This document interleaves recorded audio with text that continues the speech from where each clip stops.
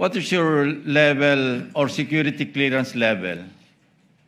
Top secret being the highest, access sa documents saka information, restricted being the lowest. Meron ka ba security clearance na grant o na-issue para sa'yo? Wala naman. Well, you know, I assume na mataas yung security clearance mo kasi ang hinahawakan mo, ino-audit mo, confidential information, confidential funds, di ba? Yes po, Your Honor. So I wonder why wala ka security clearance. Kasi paano ka mag-audit? Kasi pag may intelligence project, naka-vault yan eh. Lahat ng aliases, yun ang nakalabas. Pero yung tunay na identities corresponding to the aliases, naka-vault.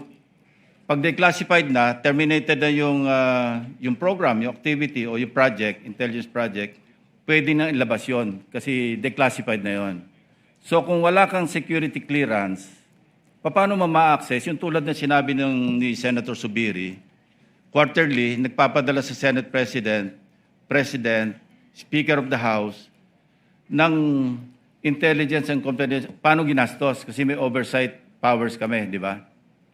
So paano ka makakapag-audit properly kung hindi mo alam yung nature ng intelligence project or operation? Kaya kanina tinatanong ko, yung bang evidence of success per activity, ano ba, after surveillance report.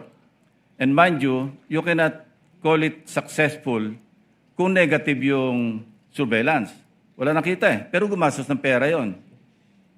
So would you consider that another topic as a success or evidence of success, maski negative yung resulta ng intelligence information gathering, operation or activity, or yung after surveillance report? So kung walang result, negative, ano yun, hindi successful? Hindi pwedeng i-clear? Nakalagay po kasi yung nature ng item is payment of reward. So dapat... No. Pagka kasi nag-acknowledgement receipt, no? Halimbawa, bumiyahe, meron ding informant yung informant, ginasusan, o bumili ng sigarilyo sa sari-sari store, nagkape, kasi kausap yung informant. Wala ka makikitang... Oh, thank you, Mr. President. Kindly wind up, Senator Lacson. Pati ako nabitin eh. You may just respond na lang. We'll wait for your answer. Ay, sorry po. pwedeng pa ulit. Ulitin ko hindi lahat ng after surveillance report successful. Negative eh. Wala nakita. Pero gumastos. Hindi lahat ng intelligence gathering information successful. Kasi negative. Pero may gastos yun. How would you classify that? Evidence of success ba yun o hindi? These are practical questions, Kasi galing ako dyan eh, kaya alam ko yung kalakaran. That calls for... Yun nga eh, wala ka security clearance kasi. Kasi naka-bolt lahat yan. Pagka intelligence project, naka-bolt. Pag declassified, terminated yung project, saka ilalabas yun. Nandun lahat yung mga tunay na pangalan ng mga aliases. Kumuha ka ng security clearance.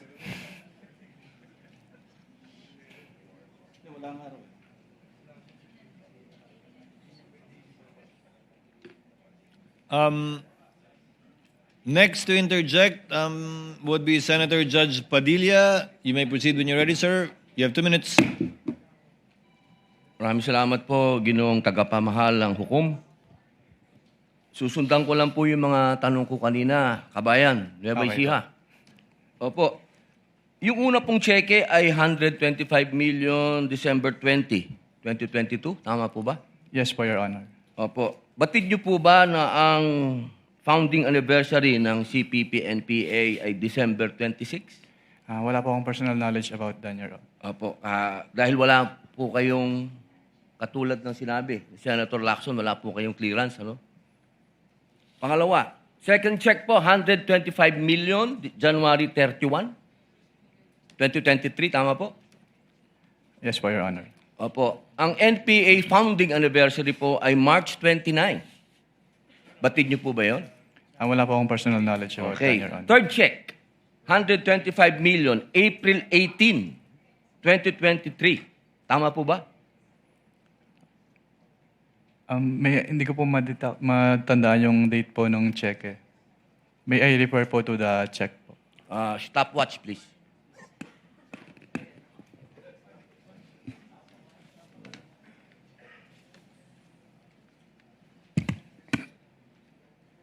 April 18, 2023 po, yung 125 million.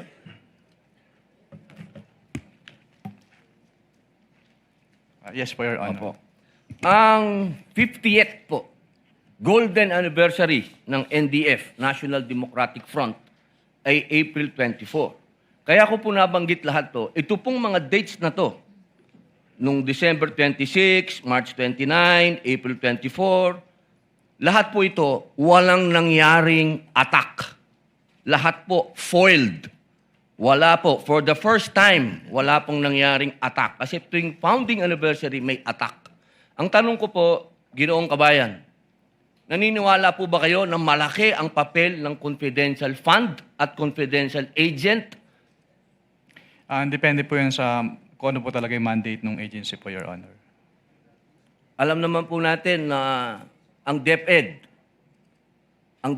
diyan po nanggagaling ang tinatawag naming sa Communist Party po, ano?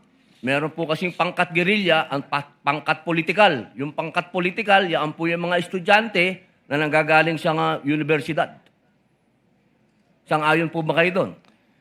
I cannot answer that po, Your Honor. Okay, dahil wala nga po pala kayong clearance. Maraming salamat po.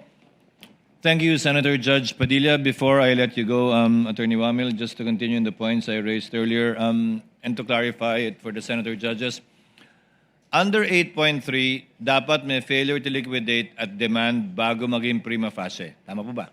Yes po, based on the provision po. But the provision simply cites what? Ano po yung basis ng 8.3? Jurisprudence po, Your Honor. Hindi lang jurisprudence, hindi ba? Kino-quote ng jurisprudence ng Martinez ang Article 217 ng Revised Penal Code for malversation. If you read Martinez, that's the jurisprudence cited by 8.3. Hindi ko na po maalala yung Martinez case po. Yun po yung nakalagay na kaso sa ilalim ng 8.3 na sinasite nyo po mula nung simula pa kayo magtestigo. Nakasad po yun doon. Gusto nyo tingnan. May I Kindly refer po give him the joint memorandum circular which he has been quoting from since the beginning.